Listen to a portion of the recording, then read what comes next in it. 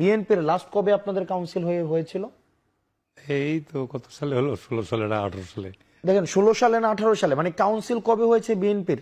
দেখেন internal democracy নষ্ট হয়ে যায়। দেখেন একটা পরিবার কেন্দ্রিক একটা হচ্ছে, আপনি চিন্তা করেন, আমি একটা মানে একবার ভাবেন যে তারেক জিয়ার বিকল্প বিএনপিতে, এখন তারেক জিয়া কোনো কারণে প্রধানমন্ত্রী ক্যান্ডিডেট হবে না, সে ফর এক্সাম্পল, বিকল্প ক্যান্ডিডেট নো ওয়ান।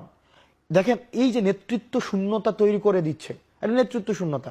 যদি দুইবারের বেশি প্রধানমন্ত্রী না হোক, আপনি আপনার দলের, যেমন উনি ওনার দলের প্রধানমন্ত্রী মানে চিন্তা করেন কিনা আমি জানি না, উনি হয়তো সর্বোচ্চ মন্ত্রী বা প্রধানমন্ত্রী হবার চিন্তা করেন কিনা আমি নিশ্চিত না। তাহলে এই যে দেখেন ক্ষমতা কাঠামোর একটা এককেন্দ্রীকরণ, সেন্ট্রালাইজ করা, এটা একটা নাম্বার বিষয়।